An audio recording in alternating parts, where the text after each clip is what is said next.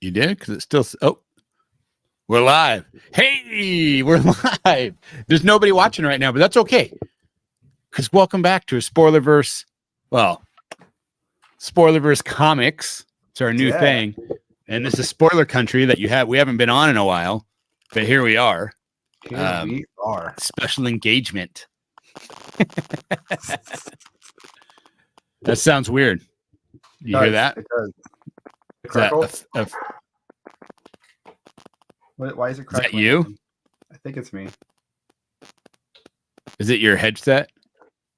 It might be his headphones. Anyways, while he's figuring that out, guys, we are here to talk about our new endeavors. We have quite a few things going on here at Spoiler Country. Specifically, what you see at one of these corners, it says Spoilerverse Comics. That's our new publishing house that we're doing. We have the Eins Anthology is out. It's a comic book. We have Supernatural Baby Detective. That was a successful Kickstarter.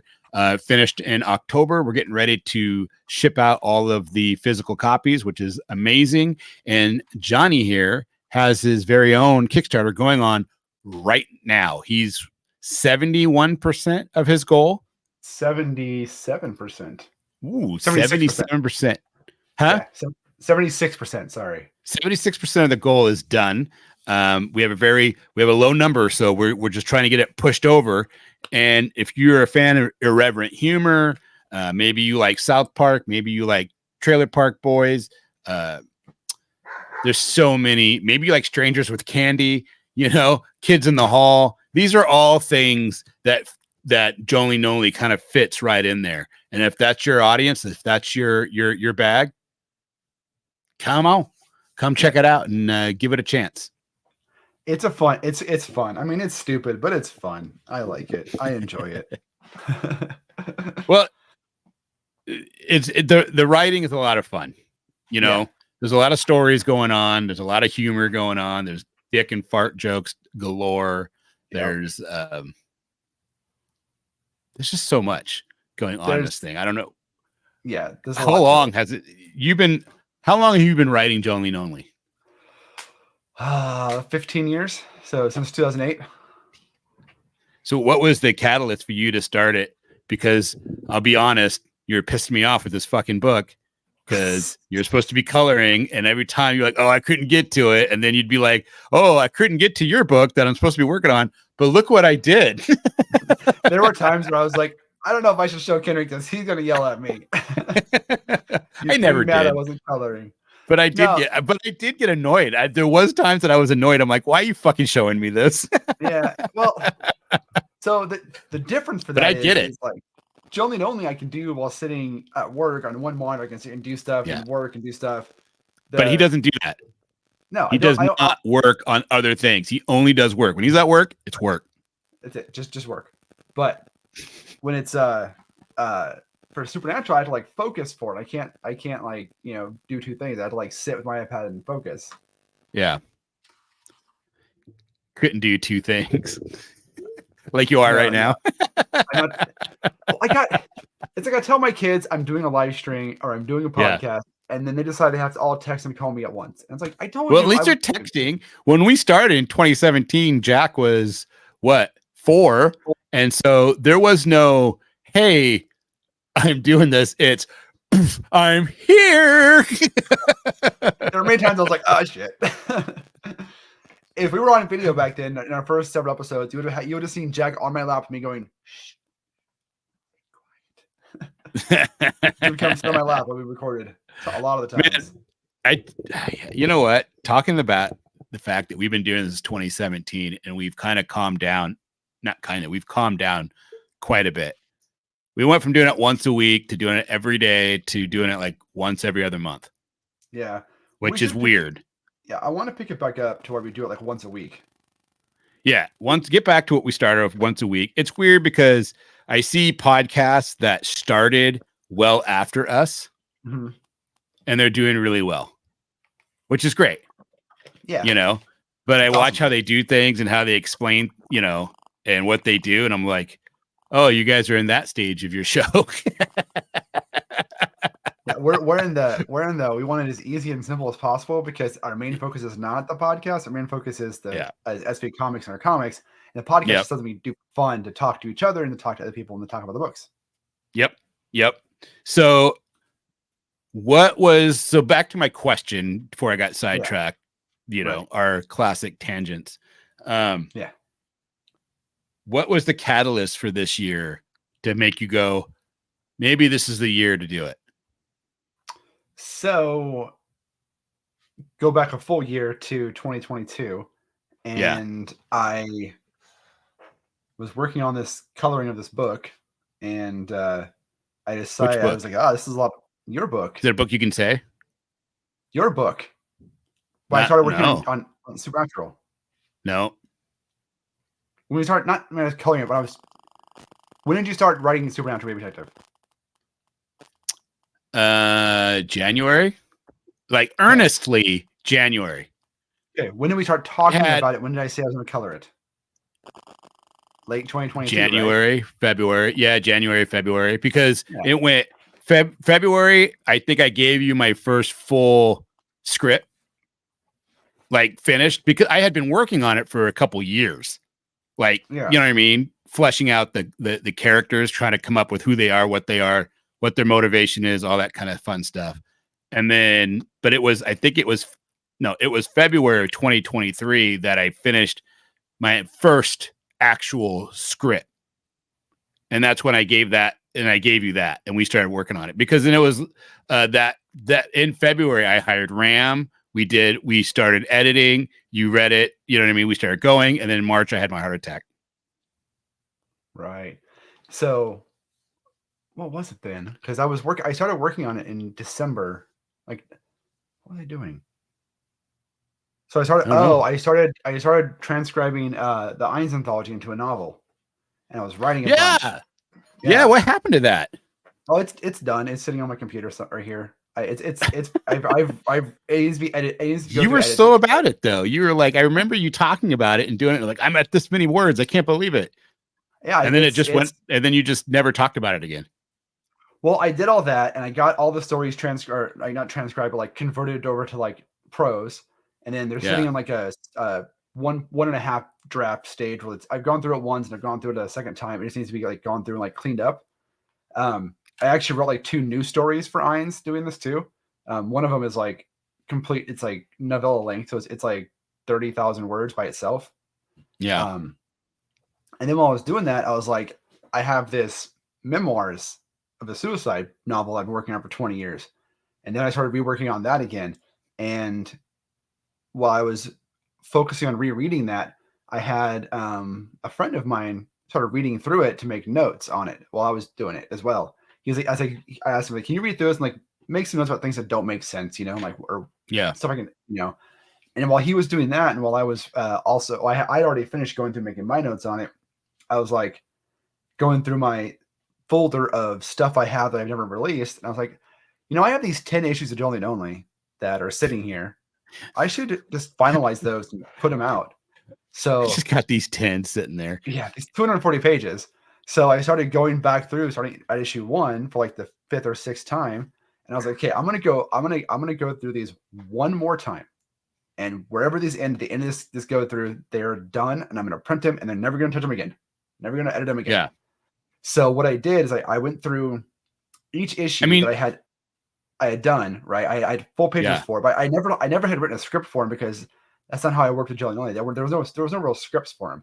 But then what I did is I took him and I took each page and I scripted it back into Scrivenger, page by page for each book, and separated it all out into Scrivenger for like by book and by page. So I re-scripted it back into it, went through each script, did some editing without the comic page there, and then I went back through and made my edit changes to the comic book page. And while I was doing that, I then edited it again to update some stuff, and I ended up dropping a bunch of pages that were just like garbage. And then adding new pages to cover that. And then I went through it all edited. I had Summer was very much of the time too, right? Yeah, some of it was very timely. And some of the stuff is like it takes place in the year it was put out. I left in there because I thought it was funny, but then I added like explanations of why I left it for whatever reason. But yeah, so I did that, and then I had Josh Queen. Josh Queen is the guy who's edited all my books as far as like grammar and spelling and stuff like that, like copy editing. So he went through them all and copy edited them all. Greg read through them all as kind of like our series editor, and then I had been racking my brain about how to release these books. Like I just didn't know how to like get them out there. I read through them too, just so you guys know. And I caught some editing issues. He did. And then he also told me that he didn't understand them. So you know what? I know what it is. I'll tell you offline. Yeah, that's fine. You just don't like my work. I know what it is. You just don't think I'm a writer. No, I love I love the writing. I actually do love the writing. The art takes away from it. I know the art's not good. Well, it's not that's not good. The art's not for everybody. The art's very like simplistic. Not simplistic. It's like South Park, right? Why does South Park work?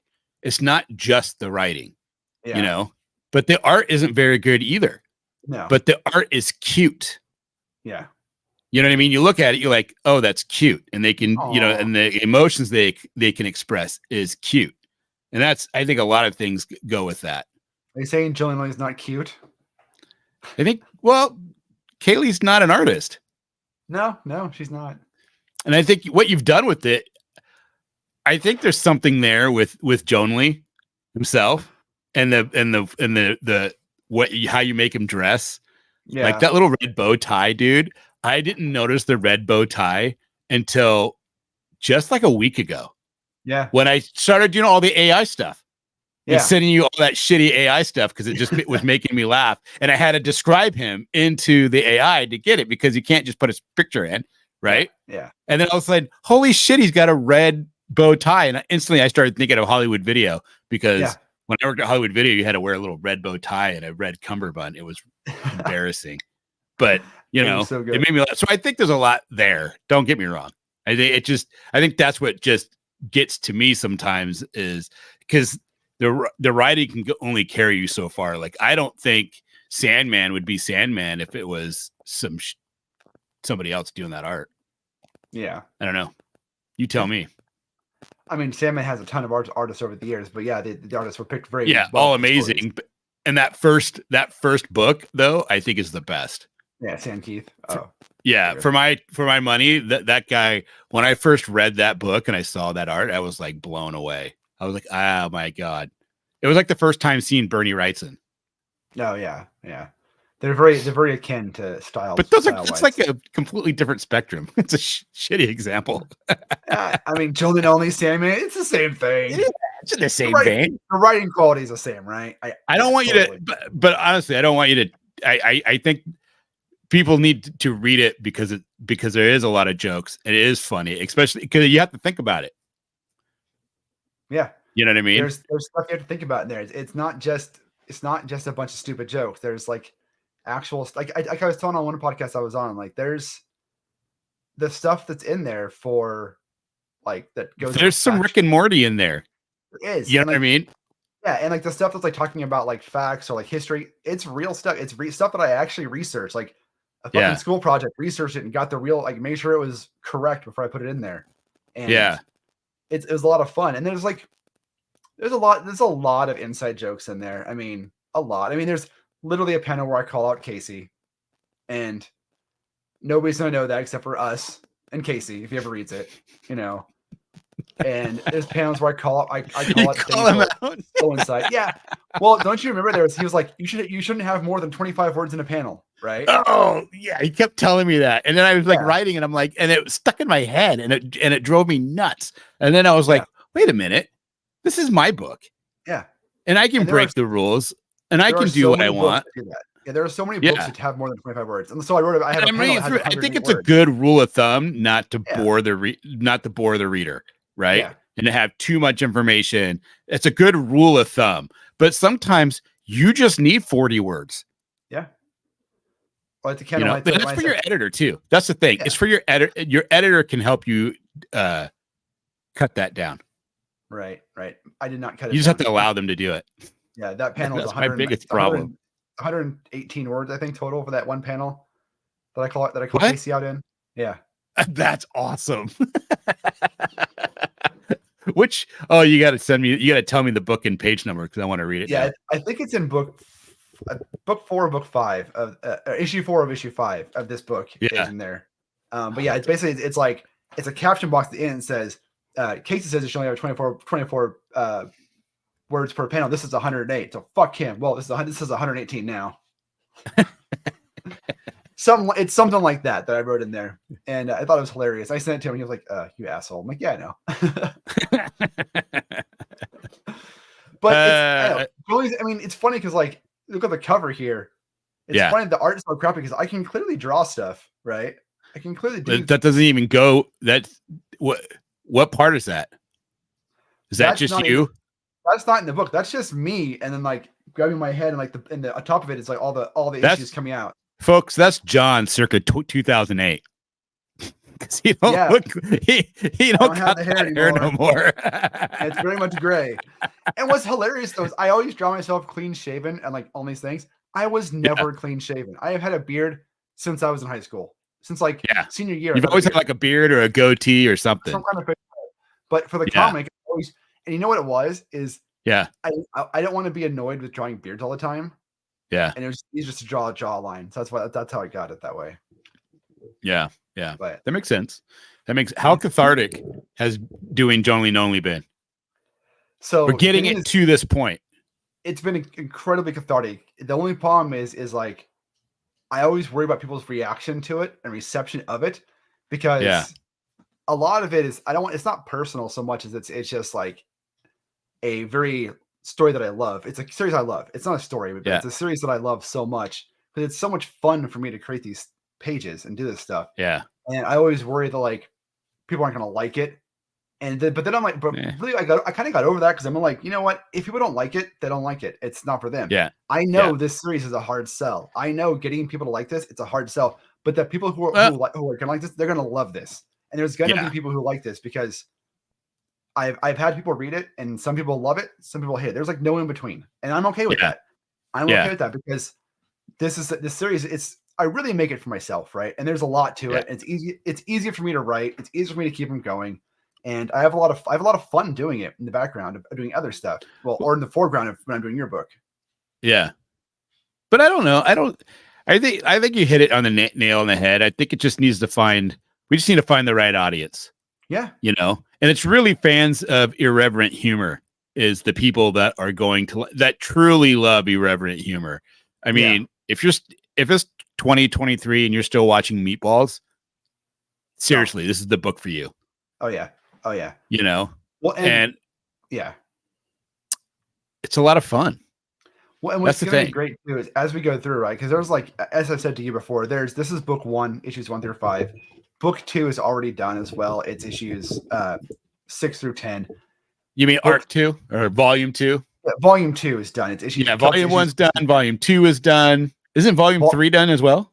Volume 3 it's got an issue and a half left to get art done for it, and it's done. It's written. So this is another thing. I think we need to start showcasing volume 2 and 3 with the change of art. So volume 2 is the same art. Huh? Volume 2 is the same art. It's volume 3 when art changes. Yeah. Well, I think it's important. I think people will see that it's not about that. The art has nothing to do with how good the books are, but it does show evolution. Yeah. And the fact that you're changing the game of what it is and you're growing. And if they want to join you on this journey to see where it goes, now's the time to jump in. Yeah. And like, it's hard. It's going to be hard for people to understand this at this point right now, but there is an overarching story between volume 1, volume 2, volume 3, all the way through volume 4. Like there is a big story that takes place through all of this that once you read all of it, you're like, oh, it all kind of makes sense now. But you read volume 1, like, oh, this is just a bunch of stupid ass humor jokes. And like, there's some stuff here. There's kind of some stories here. They go see Star Wars and they talk a lot about Star Wars. They go and they did a Christmas special with a pot leaf and a talking pot leaf and a bunny rabbit who tries to rape them for some reason. And like all this crazy shit. But then you get to volume 2 and some of that kind of comes back into play, kind of goes there. And then by volume 3 and volume 4, it kind of all makes sense what's happening. And it kind of makes sense why the art changes so drastically on issue 11, the first issue of volume 3. There's Right. a very good in-world reason why the art changes from the art that you see on the books to, Yeah, you for just lack break of a the better fourth word, wall all real over the art. place. Oh, Yeah.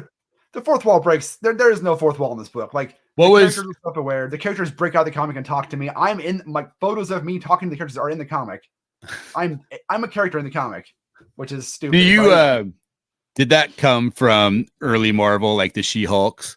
Because No. they were famous. I mean, because they were doing that well before Deadpool was doing it. Well, And I don't know, She-Hulk's the first one. She-Hulk was the first yeah, character to do that. No, it came from. I honestly don't know where it came from. It came from the fact that, like, I don't know. I think it has to do with the fact that there's always a lot of things in my head talking to me when I'm creating things. And I don't mean yeah, like I don't mean like I hear voices in my head, but I mean like I'm writing a joke. While I'm writing a joke, I'm thinking of a secondary joke for that joke to yeah, explain that joke.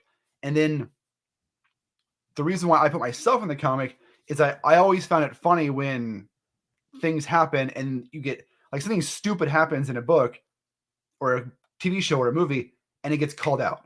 And I thought, yeah, what better way to call it out than to just call out the shitty writing or the shitty art, have the characters be acknowledged that they're drawn like crap and have them be mad yeah. about it and have them talk, like yell at the artist for it and have them yell at the writer for putting them in bad situations. Or like there's an issue in here where the character Barbie Jeffers, does that. yeah. They do that in the Barbie movie. I haven't seen the Barbie movie yet, but There's a great scene in the Barbie movie where the narrator literally says, this is the scene where Barbie has a self-realization on image, and having Margot Robbie as plain Barbie is probably not the best choice because she's too pretty. Yeah, that's hilarious. But there's it reminds me of that. Yeah, there's a couple of pages in this book where the character Jeffers, I think it's issue,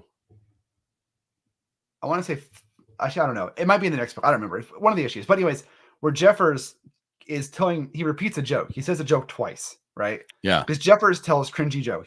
He's a bad joke teller. Like just the dumbest, like third grade jokes you can think of is what Jeffers likes to tell. And right. He repeats a joke, the same joke he said at the end of one issue, he repeats in the next issue.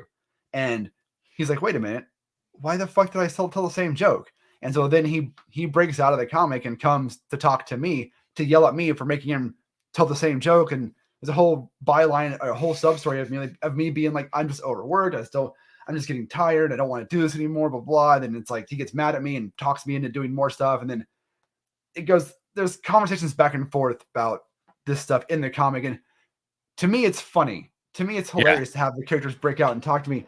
I know it's stupid. I don't care. I think it's awesome. No, it's fun. It's not stupid. It's fun. And you put a lot of work and heart and soul into this. Oh, yeah, for sure. Just wait until people read like all of it and they'll see where this goes because it's pretty cool. Yeah. Yeah. So this was born from a webcomic. Yep. In 2008? Yep. In 2008. Yeah. And then are those still online? Or are they gone? No. I took all my webcomics offline, all like 4,000 pages worth offline in 2016. Wow. So I did that. It was funny because I did that to do that. I did that in anticipation to do like more serious writing and comic work. So I wanted to like take all my dumb jokes off for a while so I could focus on like you wanted people to take you serious, not the dick and butt guy. Exactly. So I did that, but then I did Irons, and Irons is great. I love Irons, and I'll finish Irons. I have it on my roadmap to get Irons book 2. Well, we have to do issue 2 because we put an ad at the back of Supernatural Baby Detective. Oh yeah, I've got it. It's on my roadmap of stuff I'm working on. But yeah, well, you said it's coming out in 2024, so I thought it was in 2025. Nope. Fuck. Yep. Well, I better get on the then. So it's not a liar. Well, book 2 is mostly done. Book 2 is like 65% done. So I just had to go finish it. Famous last words from John Horsley. I know. Yeah, totally. No, actually, let me ask you, since we were talking about Irons, is book 2 another anthology, or are we getting a more of a linear story? Because here's the difference. So I like to point this out because I think I'm in the minority right now. I'm getting kind of tired of anthologies because there's so many of them, and they're just not for me. I like them every once in a while. I like more of the horror anthologies than I like other types, but even that, it's whatever. I'm excited to read. I got one of the Cthulhu Invades, so I'm kind of excited to read that. But I thought it was a linear story, and then after I purchased it, I found out, it's an anthology, which is fine because independent people, I want to support them anyway, so it's fine. Yeah, sure. And I'm excited. I'm still really excited to read it.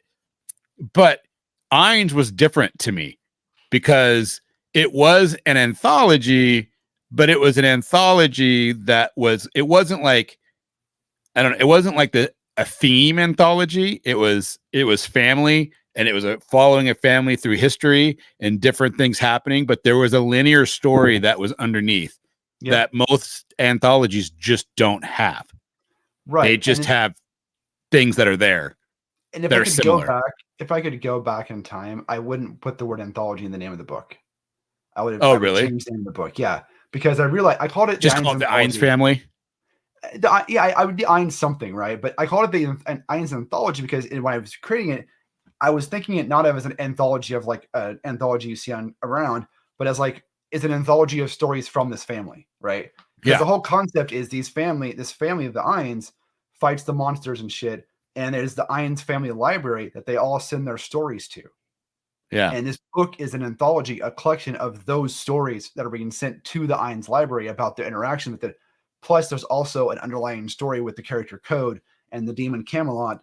And Code is reading these stories and living through some of them. And Camelot is trying to stop him, right? Yeah. Because there's this whole, that's the whole point of it is like this character Code can live through the stories as he's reading them. So when you find out that while he's reading these books at the library and he's researching these stories, trying to find Camelot, he's not only just watching them, he's there, but you don't know he's there until later. Yeah. But if I would go back, I would take out the word anthology because I think it gives it the wrong impression because it's not really an anthology. It's an anthology in so much it is a collection of short stories done by various creative teams, but there's an overarching arc, and I was involved in every single story to make sure it fit into this family storyline. Right. So to answer your question, yes, book 2 is similar to book 1 in the fact that it is a collection of short stories told over time by a varying group of creators, and I've worked to get it all in line together. Yeah. Well, that'll be exciting when it actually comes together. Yeah, some of the stories are kind of standalone-ish stories, and some of the stories you learn more about characters and events from the first book as well. Right. And are we having any hunters? I mean, they're all kind of hunters, but not really. No, like secret agents, hunters of Krampus. Any more of those? I don't know. Are you gonna write it? That's your baby, man. I don't know. I've never been asked. If you write it and it's good, I'll put it in. Same rules as last time. No, don't do that. I forced you to do it. No, I like the Krampus story. My only issue with your Krampus story is I wish we would have made it like a page or two longer. Yeah, well, you told me I couldn't do that. I know, but I'm saying, looking back, you can only have 3 pages. I was like, all right. And then you told me, if it's not good, I'm not going to put it in. That's fine. And then you're like, oh, and now I've had several people tell me that was my favorite story in there. Right. And it should have been, yes. We should have stretched it out to like 5 or 6 pages, not 3 pages, because there's a lot happening. And but it is a really good, like, short glimpse into Nancy Ainz, right? It comes into her world, it drops you in and then pulls you out. I do kind of wish you would have expanded it like double the length, so we could have been dropped in, learned a little bit more, and then be pulled out before. It could have, well, that could have been its own. That character. Well, you didn't have an idea for her. You just had a time frame of when she was, and I was actually shocked that nobody had chosen her, and I was so glad because you didn't have any Christmas, you didn't have any kind of holiday theme. No holiday stuff, no 90s stuff at the time. Yeah, and I was like, oh, I'm going to do a Christmas holiday. I'm going to do a Christmas time because it was Christmas time. Yeah, I'm going to do a Christmas story, And then you're like, okay, only be 3 pages. Okay, that's easy. And then I just thought of Krampus. I was like, oh, Nancy Iron's Krampus Killer. And it just, the title fit. And then Scott Godleski just knocked it out of the park. He did. Hey, I colored that story. Yeah. And that's what made me go, oh, dude, you should be thinking about doing coloring. But I think I think you're good for like 2-3 pages.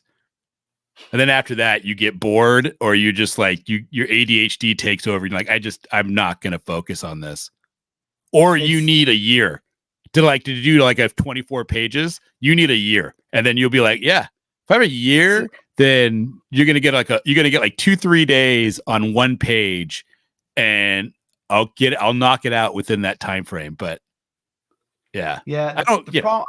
I like coloring. I think I'm relatively decent at it. It just, my biggest problem with it is it's not that like it takes me forever. It's just that like I have to find dedicated time to do it. Right. I need to know if I'm going to do it, I'm going to be able to do it for like at least 2 or 3 hours without being interrupted or not having to stop.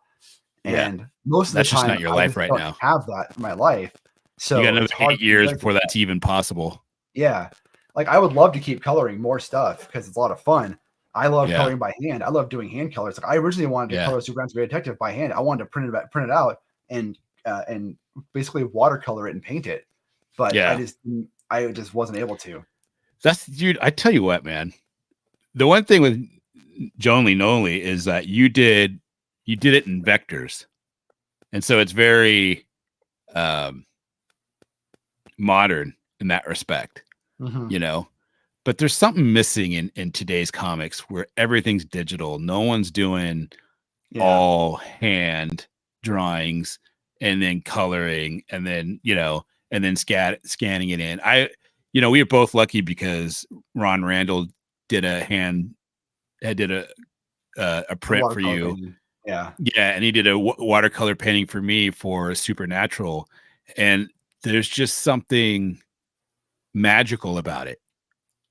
When you're looking at it. I believe that traditional digital comics, where they draw them on iPad stuff, they look really good. Like there's a lot of cool stuff, but I like ink on paper.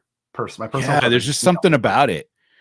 There's just something magical about it that you're not getting, and I don't know. I mean, the writing has to get there. I mean, luckily the writing doesn't change, right? Yeah.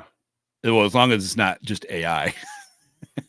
Dude, I got something to tell you about that because it's pissing me off. But yeah, but there's something missing, and I think there's a secondary market that these guys are missing out on.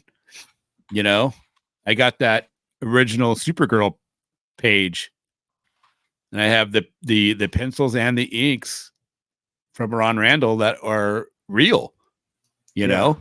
Nobody has that. I'm the only person that has that now. I know.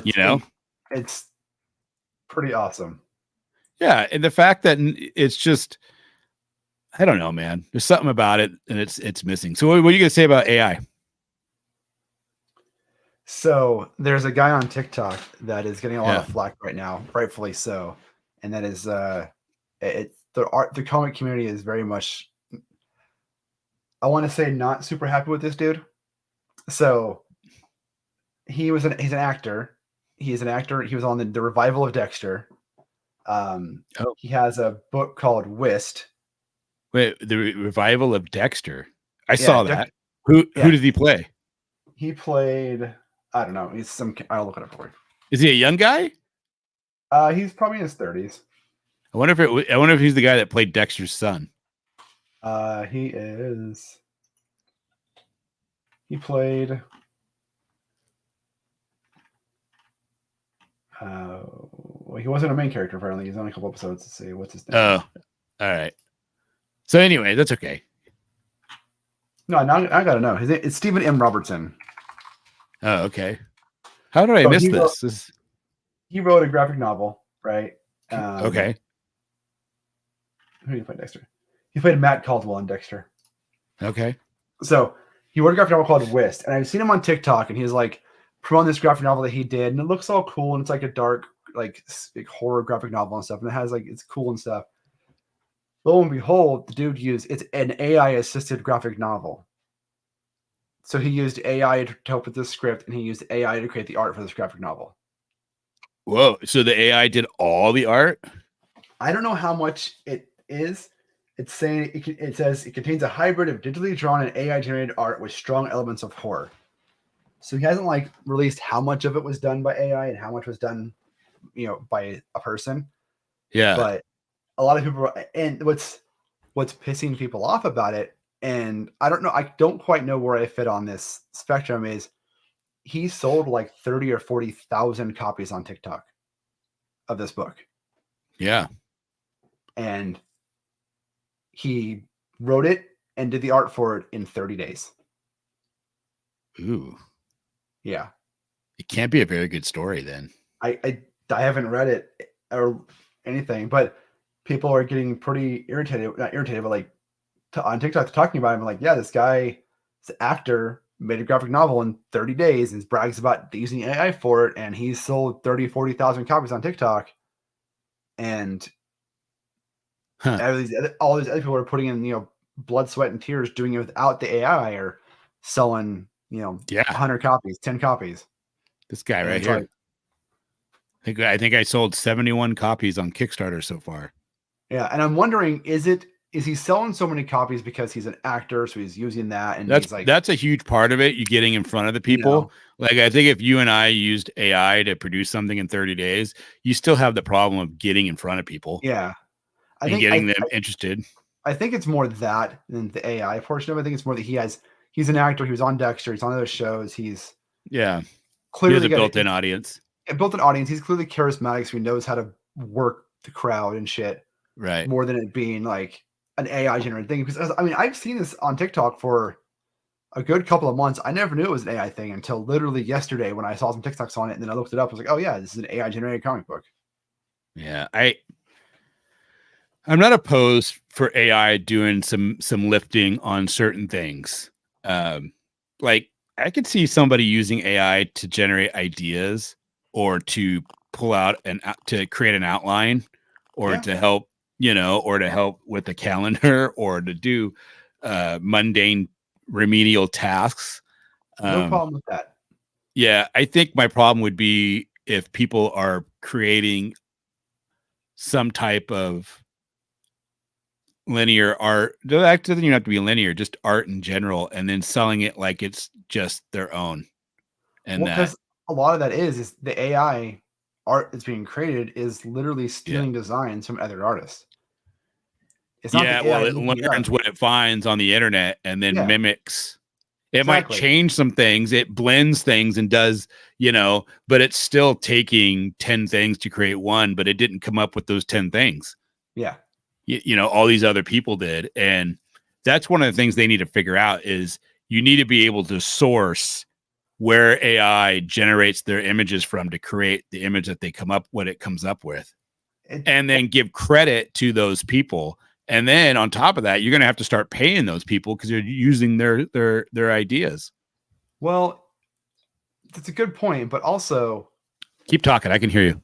Yeah, it's a good point. But if I go and create an art piece and I pull inspiration from 10 different artists and create an art piece that has elements of those 10 different artists, and I do it by hand, how is that different than me doing the same thing with AI, where it pulls from different artists and takes elements from each artist? Because you're putting the work into it. You are self-actualizing that. If I'm using a program and I just type in what I want and it's going out and just taking those pieces, who's learning?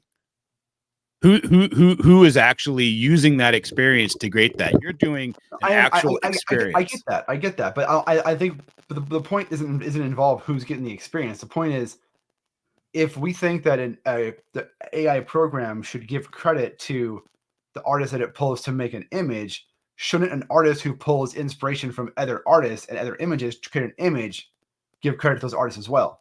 Why? I don't think it's the same. I don't think that's apples to apples. I think there's difference, because I believe that you have life experiences, and the way that you are using and inferring that art is completely different. The AI will literally take pieces of things and just use it. You know what I mean? They'll almost copy it verbatim, and then they'll call it their own. I think there's an inherent difference between a machine doing it and a human being doing it. And because it's like music, right? People can take any artist, right? They are built from the total sums of their experiences and the music that they've listened to. That's how they come to who they are. And because there's not much, Ed Sheeran did a great piece where he was doing an interview, and he goes, name any song and I can play any song you name with these 4 chords. Yeah. And he did, and it's like, okay, I think there's a complete difference from the way the AI interprets and then molds and then presents compared to how a human being interprets, takes their experiences, and then presents. And also an AI knows exactly where it's taking its experiences from. A human doesn't, because you could be pulling something from when you're 5 years old. Right. You know what I mean? The sum of parts is completely different. And the way it's relatable is completely different. Yeah. I'm not trying to defend AI. No, I know you're not. I know you're not. Like this, like, well, is it actually different? I mean, I think it is too, but I can see the argument of people being like, well, they're doing the same thing. Why don't they have to give credit? And or they can say like, well, you're saying like, well, it takes my experiences to make it. Well, they can say, well, I have to give my prompts to write the prompts of those prompts that I'm giving the AI generator uses my experience, but I don't think it's the same thing. So, no, it's not the same thing. And plus you've earned it. Yeah. You've earned it by living, not just typing it into a computer and saying, because like I did all those AI images for Jonly Nonly for just that we could use. And I think for marketing, it's different, Yeah. And they're stupid. It's like, it's nothing that you would actually use, but I think it's just funny because they just, but I didn't earn any of that. I would never take credit for, hey, look what I came up with. I literally took a picture of Jonly, described him I said, 20-something-year-old with short black hair, with a red bow tie, a black t-shirt that says all types of sexiness with an arrow down with, you know what I mean? I literally described him. And then at the end I said Muppet style. Yeah. That's what I mean. I don't deserve any credit for what it came up with. You know what I mean? And I don't think the AI deserves. Jim Henson deserves credit for coming up with Muppets. You know what I mean? And I think if any artist that was worth the salt, if they're going to do things, they would still at least say thank you to Jim Henson. Yeah. That did anything. AI is not, There's a fun debate on Twitter for people who use, there's a fun debate on Twitter for people who use AI art, from like AI artists. And I use quotes because, I have a hard time because like I try not to be like, so, oh, this is the way you have to do it this one way for art. Because I think art is subjective. I think art can be anything. I literally think art can be anything you find is passionate, creative, or anything like that.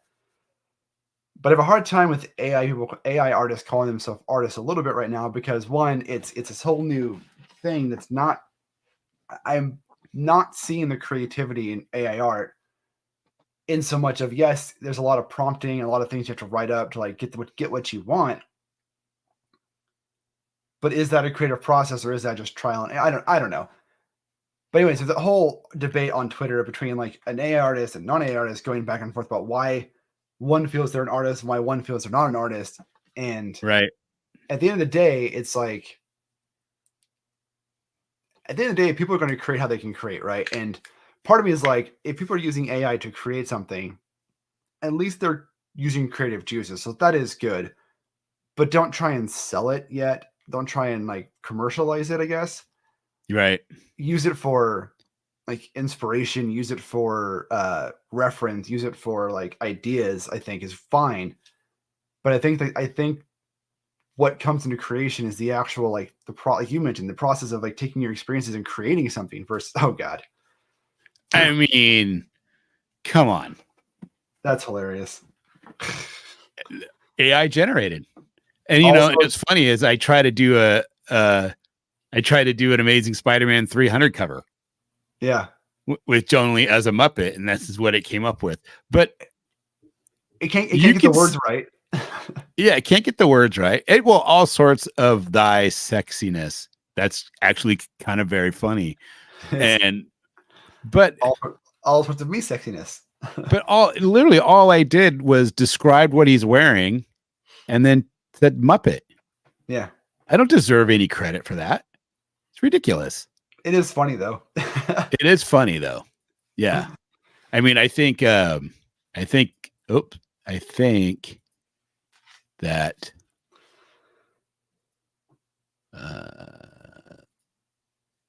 this one's my favorite. Oh God, Calvarina. Yeah. It just makes me laugh because it's like, oh my God, are you serious right now? Yeah, that's pretty fucking on brand for him too, and funny as shit. Yeah, it looks pretty good, but I'm not opposed to using that for some stupid marketing for Kickstarter. Yeah. You know what I mean? Just to like put on Instagram as a one-time thing. But we're also not in front of 2 million people. You know what I mean? We're gonna get 10 people seeing it. Yeah. And we're gonna say, look at this stupid image, look at this stupid thing AI created. Yeah, we're gonna clearly say AI did this. Yeah. As a joke. Stupid. Yeah. But it's funny. Yeah. Yeah. And I think that's how AI should be used when it comes to this realm. I don't think you should do any more than that. But it's sad because that whole Marvel show on Disney with Samuel L. Jackson, the Secret Invasion. Yeah, Secret Invasion. The whole intro was done by AI. It made me sad. Yeah. Oh, I didn't know that. And that kind of made me sad because that's a $1 billion company that doesn't need to use AI, that saved a couple of schmeckles because they didn't want to pay really for somebody to create this amazing intro. And the sad thing is the intro was pretty cool, but I bet you a really good artist could have made it even better. Yep. I'm so far behind on Marvel stuff, man. Oh, so I remember there was a time like you and I both would have watched all the Marvel shit, but like there's so much. I've watched 2 episodes of Secret Invasion. I didn't even know Loki was out. And I haven't seen Marvels.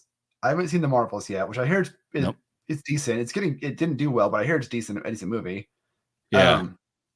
There's like so much else I haven't seen. I know is there another show out that I seen in the movie? I mean, I don't think I still haven't seen Guardians 3. I saw Guardians 3. Which is crazy because like there was a time where I would see all these first day, but now it's like I don't have time.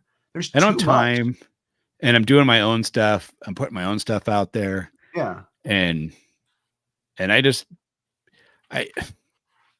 get sick of hearing all the political jargon around everything.